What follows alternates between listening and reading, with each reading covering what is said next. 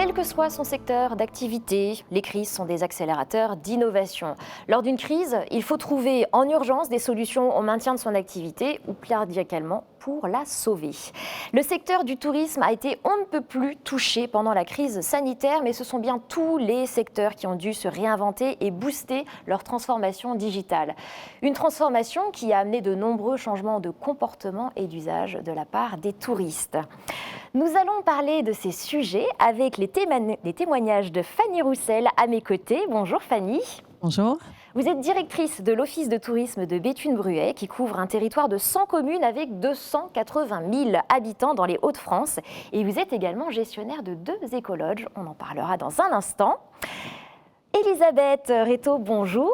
Bienvenue à vous aussi. Bonjour. Alors, Elisabeth est responsable de projet à Pas-de-Calais Tourisme depuis plus de 20 ans. Vous êtes en charge de la recherche de partenariats avec l'Angleterre, c'était avant le Brexit, et aujourd'hui surtout le nord-ouest de l'Europe. Et vous êtes également en charge du montage de 6 projets depuis 2014 dans le cadre des fonds européens Interreg.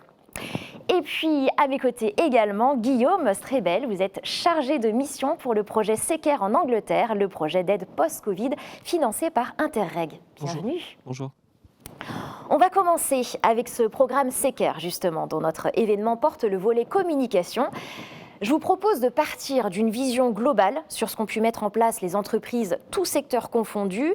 On va s'inspirer de leurs réflexions et bien sûr prendre conscience que le besoin de faire évoluer son fonctionnement et son offre est largement partagé post-Covid.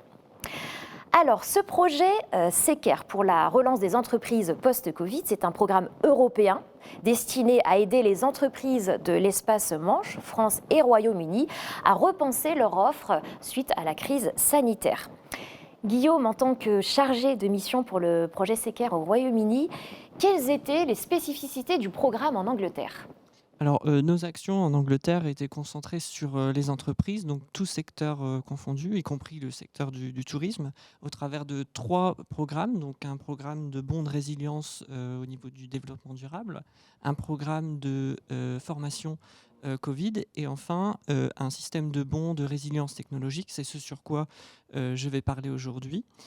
C'est une activité en fait de support aux entreprises qui permettait en fait d'avoir 1000 livres à chaque entreprise pour financer un projet, une solution digitale. D'accord. Et alors, parmi ces entreprises qui ont bénéficié de l'accompagnement, sur quel type d'innovation technologique portaient leurs demandes ? Alors, la plupart des demandes, plus de 60%, on le voit sur le schéma, ont demandé en fait de l'équipement digital. Donc on a eu plusieurs types d'équipements digital. C'était avant tout du matériel informatique du type ordinateur, mais pas que. On a eu aussi donc, des caméras, des appareils photo, du matériel audio. On a eu quelques photographes professionnels, donc ça explique pourquoi. Il y a eu aussi beaucoup d'entreprises qui n'étaient pas des professionnels de la photo, qui voulaient justement du matériel pour pouvoir produire des vidéos et se promouvoir sur Internet, sur les réseaux sociaux, avec du matériel de qualité. Donc en gros, les chiffres, il faut les faire parler. C'est plus de 60% pour le matériel digital, mais le but, c'était parfois du marketing digital ou créer un site Internet ou autre chose. Donc c'était, voilà, il y avait un autre but que seulement avoir un équipement, un nouvel équipement. D'accord. Alors c'est intéressant de voir ça parce que finalement on voit que la majeure partie des demandes portaient sur des outils, du matériel informatique pour dédier surtout au marketing, faire son site, communiquer sur les réseaux. Finalement on en est un peu aux bases de ce que doivent avoir les entreprises, qui explique aussi pourquoi ce retard pris a été aussi impactant lors de la crise sanitaire où on ne pouvait plus communiquer et faire des transactions que par le digital. C'est vraiment intéressant de voir ça. Alors quel serait votre conseil aux entreprises pour rattraper ce retard pris, continuer à le rattraper en tout cas et mieux se préparer à la suite ? Donc déjà, je vais parler pour la région du Kent. On a eu un constat, c'est qu'on a eu plus de 800 demandes et on a pu aider finalement que 450 entreprises avec le fonds alloué. Donc mon premier conseil, ce serait de continuer ce type de soutien ou alors des soutiens finalement similaires parce qu'on voit qu'il y a un réel besoin pour les entreprises. Et au niveau donc, des entreprises, le conseil le plus important que je pourrais donner, c'est vraiment ne pas attendre les crises, innover, s'approprier les nouvelles technologies avant les crises, mettre en place des systèmes. Puisqu'on a vu en fait finalement que certaines entreprises étaient déjà prêtes, avaient déjà des outils digitaux qui leur permettaient de faire du commerce en ligne, et d'autres n'avaient même pas de site internet en fait. Donc, du coup, on voyait bien une différence entre les entreprises. Et c'est toujours quand ça va bien qu'on a plus de temps, mais finalement, on se sent moins dans l'urgence et on laisse le temps passer. Et quand la crise est là, on le regrette forcément. Alors, pour avoir un aperçu de ce qui a été mis en place, vous nous avez envoyé une vidéo d'un témoignage d'une responsable d'un centre sportif dans le Kent. On regarde tout de suite. The main aim of the place when it got built was to provide a community venue for sport. We could have anything from 5-6 youth football teams training in the evening, hockey, cricket, athletics. We have summer holiday camps that run here kind of through all the school holidays. If you can think of it, it's probably going to be here at some point.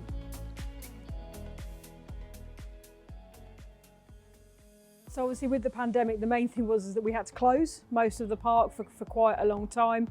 Our space inside for working is actually very, very small. So it's very hard to kind of do any sort of social distancing with our staff, and our only computers are in our tiny little office. So yeah, we're looking at ways to work in a safer environment. From the voucher, we've managed to get 2 laptops now, which means our management staff are able to be a lot more mobile around the site, giving a little bit more space between the staff that are working here. Through the pandemic, we're looking at lots of different grants through people like the Council and Sport England and lots of different things. It wasn't just one option that we could tap into. There was a great variety of kind of services, whether it be kind of marketing support or kind of more technical support or literal physical equipment. There's lots and lots of different things you could tap into depending on what the business need was at the time. Oh, it's been brilliant. Like it's just let our daily way of working become so much easier rather than kind of all being cramped in together and a little bit worried, a little bit nervous. It's just given us the freedom to use the whole site to work rather than just in one little space. The C-Care Technology Voucher has been a massive help to Three Hills, and we're really thankful for KCC for putting us forward for that and kind of linking us all together.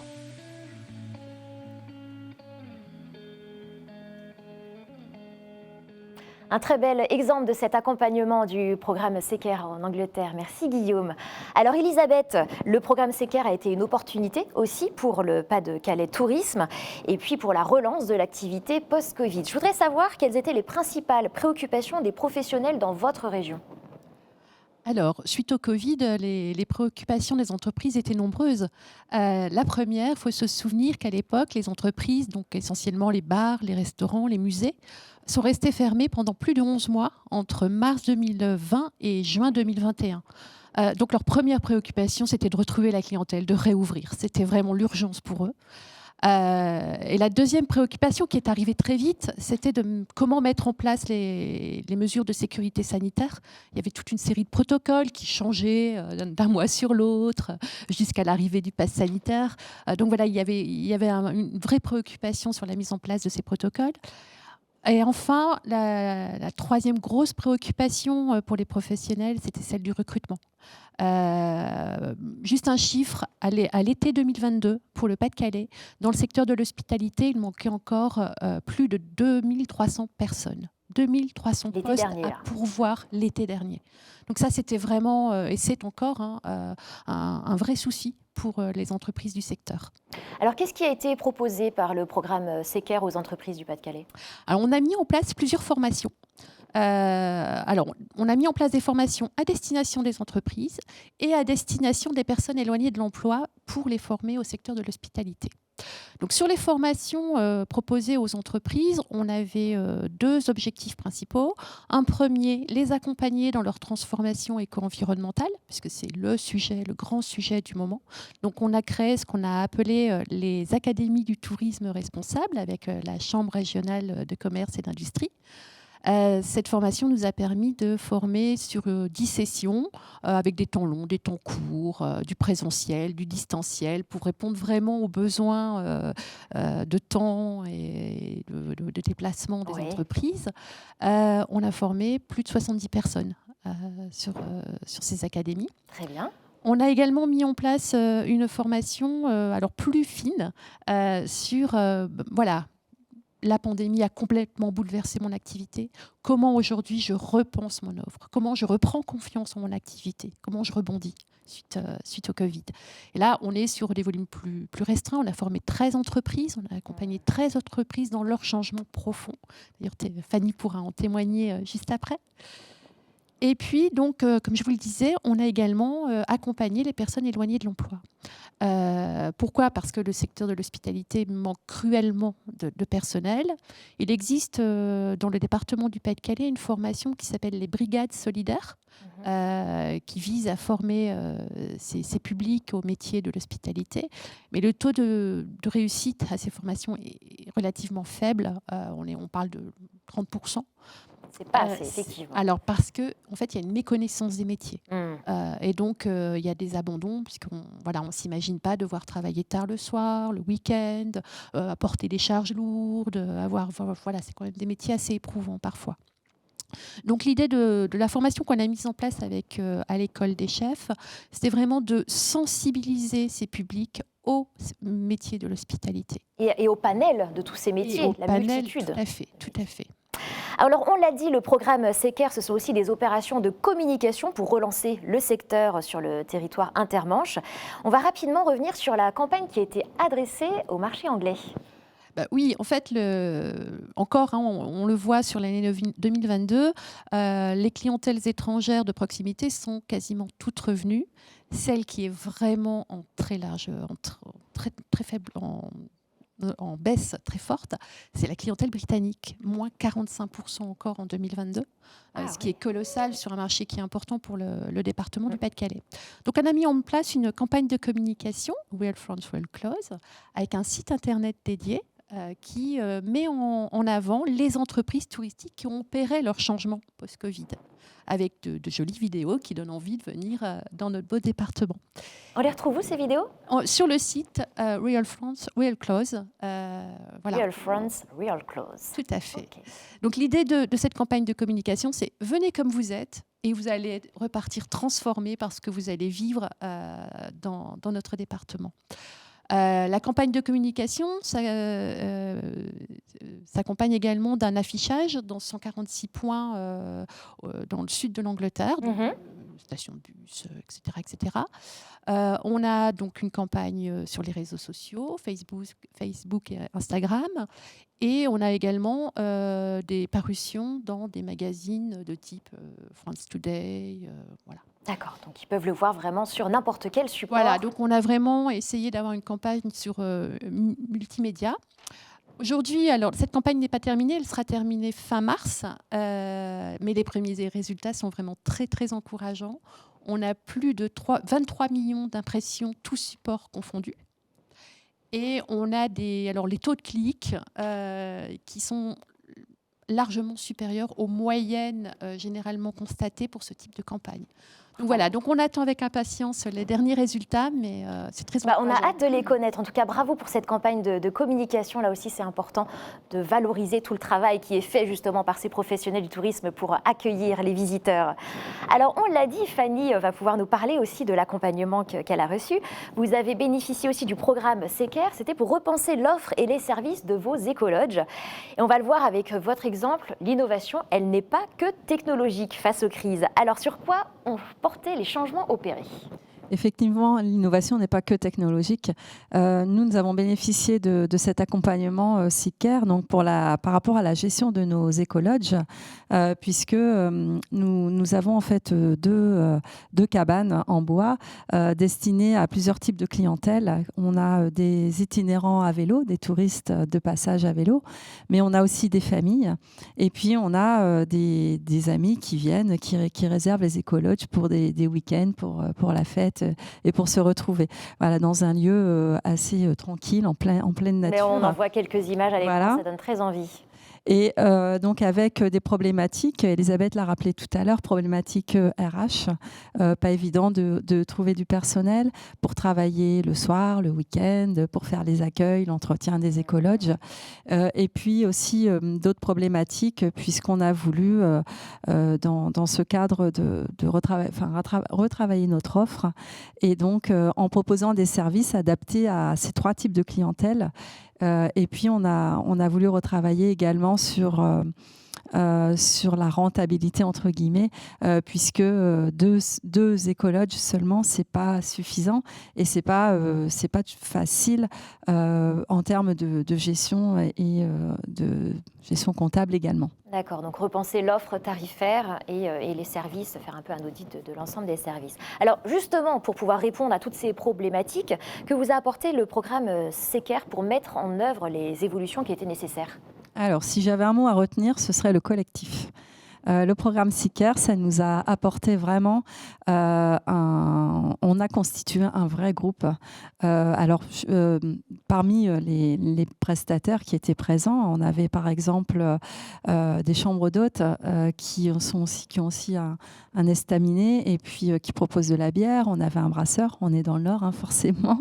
On avait un bar à bière aussi.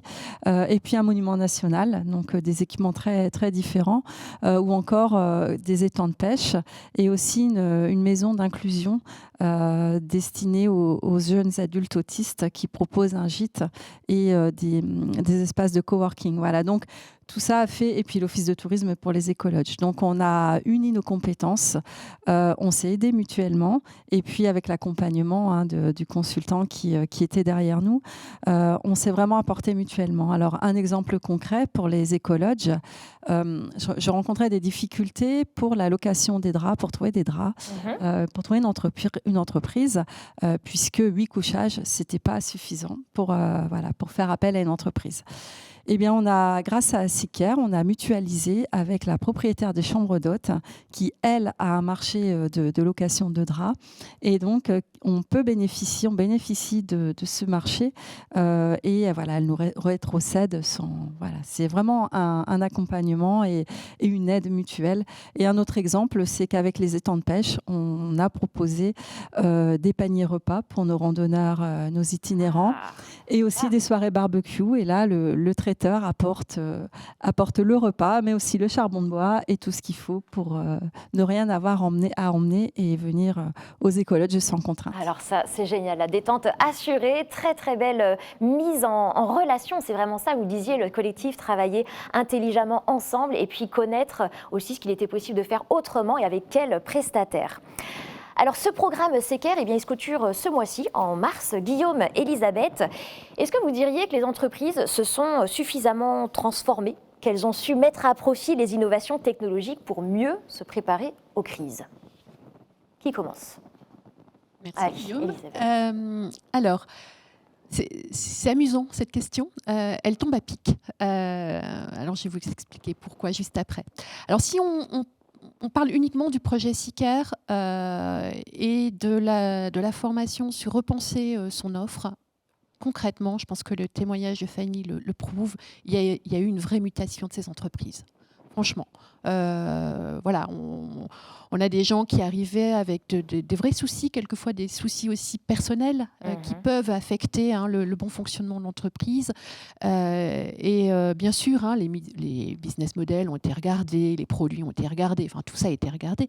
Mais on a également eu un accompagnement, on a également proposé un accompagnement humain qui a vraiment permis des transformations et de jolies histoires.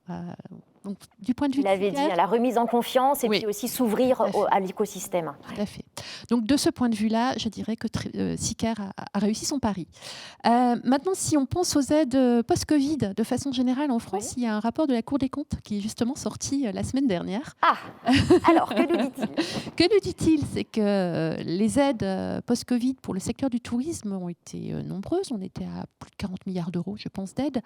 Il y avait 2 secteurs principaux pour ces aides, le numérique et le tourisme responsable.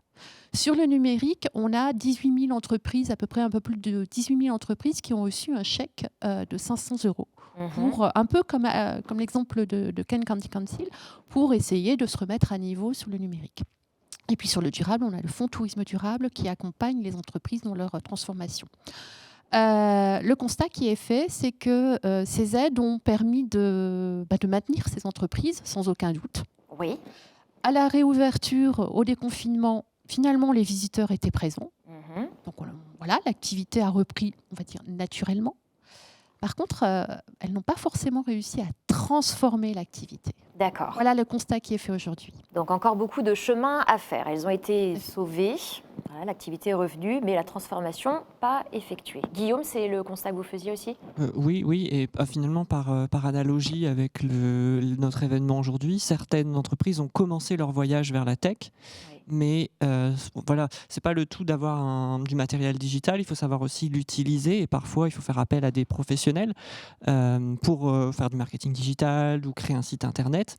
Et je voudrais aussi mentionner finalement que nous, par exemple, dans le Kent, on a donné des bons donc de 1000 livres, mais 1000 livres, c'est pas forcément assez pour créer un site internet complet.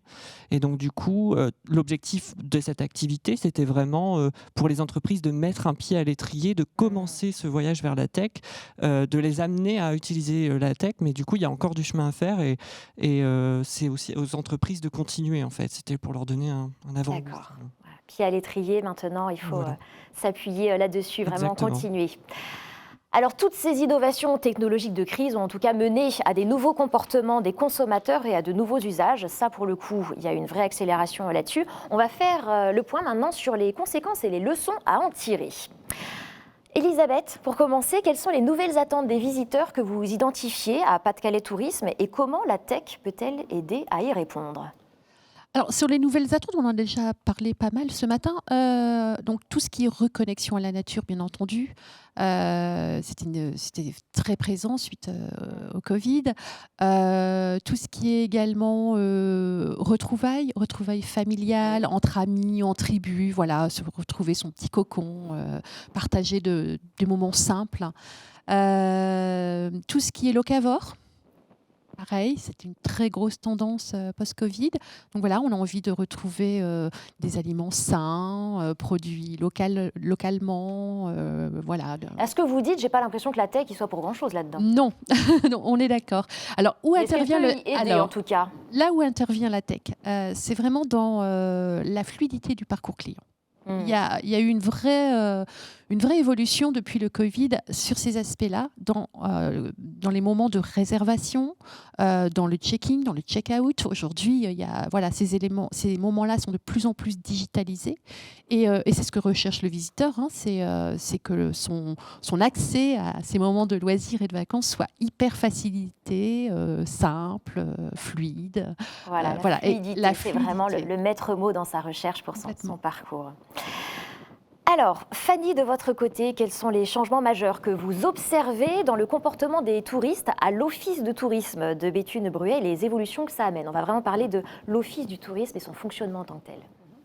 Oui, à l'Office de tourisme, nous avons constaté aussi des changements dans les comportements depuis quelques temps et qui se sont accélérés après la crise Covid. Notamment, aujourd'hui, les touristes et les visiteurs n'ont plus besoin de venir à l'Office de tourisme puisqu'ils trouvent toutes les informations à l'avance, hein, que ce soit sur Internet, sur les réseaux sociaux. Voilà, ils peuvent préparer leur visite, leur programme et donc ils sont de moins en moins présents. Et puis une autre tendance aussi qu'on a constatée vraiment après la crise, c'est une demande de liberté, de parcourir, de découvrir le territoire sans contrainte. Ça veut dire pas de contrainte de temps, d'horaire, pas de visite guidée, moins de visites guidées sur des créneaux définis à l'avance et puis plus trop envie non plus de partager ce temps avec d'autres personnes et de visiter en groupe. D'accord. Donc vraiment des attentes en termes de personnalisation, de privatisation aussi. Et puis également à nous, Office de tourisme, de fait d'adapter à la fois nos lieux et nos offres. Ouais, on va en parler justement de cette adaptation. Alors là, vous avez dit effectivement le visiteur qui veut une offre beaucoup plus personnalisée et en toute liberté, plus de visites groupées à un certain horaire, mais être vraiment beaucoup plus libre. Et puis vous l'avez dit aussi, le lieu d'office de tourisme qui se transforme, puisque c'est beaucoup moins un lieu de renseignement, mais il doit apporter autre chose. Alors qu'est-ce qui a changé à l'office de tourisme dans votre offre ? Alors, ce qui a changé ou qui est encore en train de changer, puisqu'on est constamment en mutation. Tout d'abord, nous, on est actuellement en train de travailler avec une école d'architecture intérieure pour relooker notre espace d'accueil et pour en faire un lieu qui soit vraiment attractif, qui attire les clientèles et notamment les jeunes. Il faut savoir que notre office de tourisme est un peu particulier puisqu'il est vraiment connu comme une boutique, presque plus que comme un office de tourisme. Et on a un taux de transformation qui est de 90%, ce qui est énorme. Ça veut dire que 9 visiteurs sur 10 qui entrent à l'office de tourisme repartent en ayant acheté quelque chose. Wow. Voilà. Donc ça, c'est important, c'est quelque chose qu'on veut maintenir, mais on veut axer encore plus, et notamment en mettant en avant nos filières thématiques, et plus particulièrement la gastronomie, et encore plus précisément la bière, qui est vraiment le patrimoine, l'identité de notre territoire, et en créant des espaces de convivialité, de dégustation. Voilà. D'accord. On devient d'un espace de renseignement, on devient un espace d'expérimentation, justement. Exactement. Alors, on va parler de certaines offres que vous avez mises en place. Il y a les concepts visites imaginées pour vous, les visites VIP, aussi les parcours DJ par ici, les secrets. Oui, alors nous avons retravaillé nos offres depuis quelques temps. Alors on a créé les VIP, effectivement, les visites imaginées pour vous, pour répondre à cette demande de liberté. Donc ça fonctionne, j'ai toujours plaisir à dire que c'est un peu comme les moniteurs de ski. On choisit son moniteur, et bien chez nous, on choisit son guide. Sur notre site internet, le client peut aller en fonction de l'élément qu'il a envie de visiter sur le territoire. Il choisit son guide, il choisit le lieu qu'il souhaite découvrir, le moment, et on lui réserve le guide. Et donc, c'est pour des petits groupes de 2 à 9 personnes. Et on peut aller en haut d'un terri, on peut aller voir la piscine art déco de Bruay-la-Bussière. On a eu, par exemple, alors c'est un produit qui fonctionne très bien, notamment auprès des Belges. Et on a eu, par exemple, récemment, une demande en mariage en haut du Beffroi, grâce à ces visites. Voilà. Et alors, donc, il y a l'autre offre, une application où on peut retrouver des visites guidées aussi, mais là en vidéo. Alors, on a travaillé avec une start-up, une entreprise régionale, sur une application qui s'appelle Diggy par ici les secrets, et qui permet aux visiteurs de découvrir en autonomie le territoire au travers de parcours thématiques, et notamment au travers d'anecdotes parfois croustillantes, de détails de l'histoire du patrimoine qui sont complètement méconnus. Et donc ce sont des parcours avec des étapes, parcours à pied ou à vélo, puisqu'on en a préparé aussi le long du canal, et avec des petites vidéos. Et justement, on va regarder une vidéo qui nous fait découvrir la confrérie de l'Échalote. Vous vous trouvez à 2 pas du petit village de Bune. Et voici la confrérie de l'Échalote, le jour de l'intronisation d'un des membres. Mais quel est le rapport entre Bune et l'Échalote ? En 1153, Guillaume de Bune revient de croisade en Terre Sainte, et il a dans sa poche rapporté quelques bulbes d'une sorte d'ail ou d'oignon totalement inconnus. Il les a trouvés dans la ville d'Échalogne. Il plante les bulbes et les habitants vont alors les baptiser les Échalotes, en hommage à la ville du même nom, ou presque. Depuis, on fête l'Échalote avec des milliers de visiteurs à Bune chaque année. Et il existe même un chocolat à l'Échalote nommé l'Ascala, un chocolat qui se mange plutôt en apéritif. Aujourd'hui encore, les fins gourmets peuvent remercier Guillaume de Bune d'avoir eu l'idée de rapporter ces quelques bulbes, devenus depuis très populaires. Je pense qu'on a bien retenu le chocolat à l'échalote à l'apéritif à tester. Très beau projet. Alors je sais qu'il y a aussi, on va en parler rapidement, mais un projet concernant le handicap, l'accès aux personnes. Oui. Alors, on a travaillé sur le handicap en développant une application là aussi avec une start-up pour amener le patrimoine, la culture dans des ESAT, là où les personnes ne peuvent pas se déplacer. Et donc, on leur a proposé des expositions virtuelles de découverte du territoire. Et ce qui a été vraiment important pour nous, puisqu'en termes d'inclusion, on a eu des retours après des personnes qui n'ont pas l'habitude de sortir de ces structures, qui ont eu envie de venir et qui sont sortis sur le territoire. Voilà. Ça fait vraiment plaisir. Alors, on va parler maintenant des enseignements à tirer de tout ça. On l'a dit, les crises sont des opportunités de transformation à saisir, des accélérateurs d'innovation. Mais on l'a dit aussi, les comportements des touristes et des individus en général ont beaucoup évolué. On arrive quand même à beaucoup plus d'individualisation, d'autonomie, de distance aussi. Donc on devine quand même les limites de ces nouveaux usages. Comment faire, c'est une question que je vous pose à tous les trois, comment est-ce qu'on peut faire pour préserver la rencontre humaine dans ce contexte? Quand on parle de tourisme, on est quand même au cœur de la rencontre et de l'humain. Comment faire? Elisabeth, allez, on démarre. Moi, je dirais que ce n'est pas une question de technologie, c'est une question d'humain, justement. Et il y a des gens qui ont envie de rencontrer l'autre, et il y a des gens qui, aujourd'hui, sont satisfaits d'avoir une boîte à clés quand ils arrivent dans leur hébergement et qui vivent leur vie tout seuls, de façon complètement individuelle et sans problème. Donc voilà, donc il y a, pour les gens qui ont envie de rencontres, très honnêtement, il y a plein de choses qui leur sont offertes. Il y a des expériences, de nombreuses expériences qui leur sont proposées, donc ils les vivent, il n'y a aucun souci. C'est vraiment une question de choix, de mon point de vue. D'accord. Guillaume, de votre point de vue? Oui, bon, donc en fait, Seeker, c'était quand même pour répondre à une situation de crise. Donc le but, c'était pas de gommer complètement l'aspect humain finalement, mais maintenant, c'est indéniable que le Covid a eu des répercussions et il y a toujours des répercussions. Je prends par exemple le télétravail.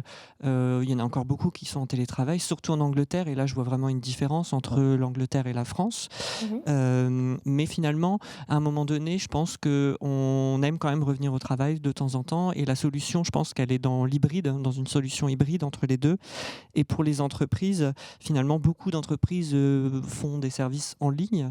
Mais ce qu'on voit, en fait, c'est que les gens payent en ligne, achètent en ligne, mais l'expérience produit et l'expérience du service, souvent, les gens aiment aller en présentiel plus qu'en en ligne. En ligne, c'est vraiment pour l'achat plutôt, en fait, finalement. D'accord. Donc, encore une fois, la solution, elle est hybride, quoi. Il faut quand même... Complémentarité Exactement. entre les deux.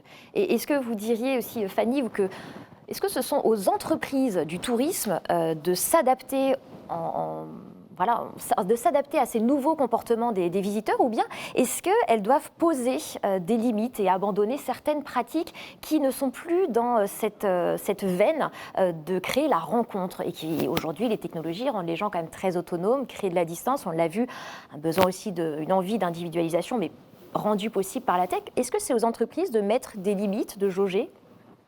Alors les deux sont indispensables. Effectivement, les entreprises doivent s'adapter sur l'avant-séjour, être présents sur la toile, sur les réseaux sociaux, être visibles. Ça, c'est indéniable. Mais comme le disait Guillaume, une fois que la réservation est faite, lorsque le client arrive, alors hormis pour certains hébergements où il est content de trouver la clé et de pouvoir arriver quand il souhaite, la clé dans une boîte, mais sinon c'est pendant le séjour que le prestataire doit être présent et doit vraiment être dans l'échange avec le client. Nous on le voit, alors oui, on a des parcours, on a ces visites virtuelles, etc. Mais on a aussi maintenu des visites avec nos guides, avec les greeters. On travaille sur des produits, on va à la rencontre d'un chef, d'un restaurateur, d'un producteur. Sur d'autres visites, on travaille avec une sophrologue.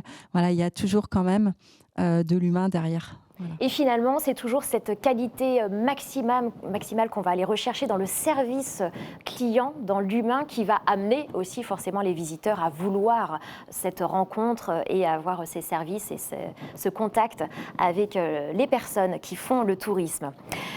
Guillaume, une dernière question avant de prendre celle que nous envoient les participants. On sait qu'il n'est pas évident d'être sûr de faire les bons choix quand on veut utiliser la technologie au service justement de l'humain, en le mettant au cœur de l'innovation. Quels sont vos conseils pour bien choisir ces innovations technologiques ? Je pense déjà ne pas hésiter finalement à se faire aider par des professionnels, puisqu'on est sur du marketing digital ou sur la meilleure technologie à adopter, par aussi des organismes tels que les chambres de commerce ou des organismes de soutien aux entreprises en fait. Donc, se faire aider, ça c'est vraiment oui. la première chose, aller se renseigner. Et là, quels sont les critères sur lesquels on peut choisir ? Est-ce qu'il faut expérimenter d'abord ? Comment on fait ? On peut expérimenter, je pense surtout aux réseaux sociaux, je pense que c'est le terrain qui est gratuit où on peut expérimenter, mais des choses peut-être un peu plus techniques comme Google Ads ou Google Analytics, où il faut peut-être se faire accompagner, c'est peut-être un peu mieux, et trouver le bon conseiller digital, ça c'est important. Le bouche à oreille a toujours de l'avenir, je pense, et on vit quand même dans une société d'avis. Il y a des avis partout, donc je pense qu'aujourd'hui on peut facilement trouver le bon conseiller. Très bien. Et alors Fanny nous a dit un terme clé tout à l'heure, c'est le collectif. Donc comment est-ce qu'on peut mieux travailler avec son écosystème ? Je pense qu'encore une fois, la solution, elle est dans l'hybride, c'est être présent en ligne, dans des réseaux en ligne, mais aussi sur des événements présentiels, des forums, des salons, etc. La solution, elle est dans l'hybride, on s'adapte en fonction des situations. Et notre événement aujourd'hui est vraiment l'exemple, puisque finalement, voilà, on a eu une crise, grève, on s'est tout de suite adapté et on a réussi à transformer un événement qui était normalement en présentiel en ligne. Et c'est ça, en fait, être résilient et avoir les deux options, ça nous permet d'être résilient et d'utiliser la technologie à bon escient. Exactement. Merci beaucoup pour toutes ces précisions. Alors nous allons maintenant regarder les questions que vous nous avez envoyées sur le chat. Alors, une première question qui s'adresse à Guillaume. Vous dites que la tech, c'est aussi du matériel et on a vu que vous avez permis aux professionnels d'en acquérir. Avez-vous également accompagné et formé ces professionnels à l'utilisation de ce matériel ? Non, on a en fait, c'était vraiment un bon pour acheter ce matériel avec des fournisseurs. Donc les fournisseurs ont, si vous voulez, mis en place les logiciels, etc. Prêts. En fait, l'ordinateur était prêt à être utilisé, mais il n'y a pas eu de formation en tant que telle. Et pour 1000 livres, en fait, on ne pouvait pas avoir et une formation et avoir du matériel. Et comme je disais tout à l'heure, c'est vraiment mettre un pied à l'étrier, c'est les aider, parce que les entreprises, ils ont besoin de cette aide, je pense. On l'a vu avec les demandes qu'on a reçues. Mais voilà, c'était vraiment pour mettre un pied à l'étrier, pour commencer. Le voyage vers la tech. Voilà. C'est ça, exactement. Merci. Alors, on a maintenant une question qui s'adresse à Elisabeth. Vous avez mis en place des ateliers dans le cadre de SICARE. Est-ce que vous pensez continuer ce type d'accompagnement et d'animation des collectifs créés ? Alors, on aimerait beaucoup, très clairement. On a créé, je pense notamment donc, toujours au groupe sur Repenser son offre, oui. On a créé 2 vrais groupes avec de belles dynamiques, de beaux échanges. Donc en effet, ça, on aimerait bien continuer de les animer, bien entendu. Sur l'idée d'accompagner d'autres entreprises, on y travaille. Voilà, en fait, on a besoin d'argent. C'est toujours un peu le nerf de la guerre. Bien sûr. Et donc, pour mettre en place ces accompagnements. Donc, aujourd'hui, on travaille dans le cadre de nouveaux programmes Interreg et on espère avoir, d'ici 1 an, de bonnes nouvelles et de beaux projets à vous présenter. On le souhaite aussi. Peut-être qu'on se retrouvera justement pour donner des nouvelles de tout ça. Alors, une troisième question, eh bien, c'est pour vous, Fanny. Au-delà des programmes d'accompagnement, est-ce que travailler avec des startups vous permet d'accélérer votre transformation ? Oui, c'est indéniable. L'Office de tourisme a besoin, ne peut pas travailler seul dans ces domaines-là. On n'est pas les pros, les techniciens de la tech. On a besoin de se faire accompagner et les startups sont d'une grande utilité. Et puis, on a tellement un réseau de startups importants en région, dans les Hauts-de-France, et aussi des entreprises qui sont incubées à proximité de chez nous et qui ont tellement d'idées, d'innovation à proposer que oui, effectivement, avec ces startups, on va plus loin, quoi. Vous avez quelques exemples peut-être à nous donner de collaboration avec des startups ou... Alors, je vous le disais tout à l'heure, nous, on a travaillé avec NEP-TV pour cette application Diggy. On a travaillé aussi sur une application avec Fanart Zone, donc sur la réalité augmentée. Voilà, ce sont quelques exemples de start-up. Il y en a d'autres dans le domaine de la mobilité, de l'électrique, etc., sur les déplacements, les modes doux, sur l'itinérance. Enfin, il y a beaucoup, beaucoup de domaines. Parfait, merci beaucoup. Merci à tous les trois, c'est la fin de notre table ronde. Merci à tous, vous pouvez continuer à envoyer vos questions. En tout cas, c'était un grand plaisir de vous recevoir tous les trois, Elisabeth Rétaux, Fanny Roussel et Guillaume Strebel, pour ce tour d'horizon des leçons à tirer post-Covid qui vont nous aider à utiliser le meilleur de la technologie face aux crises.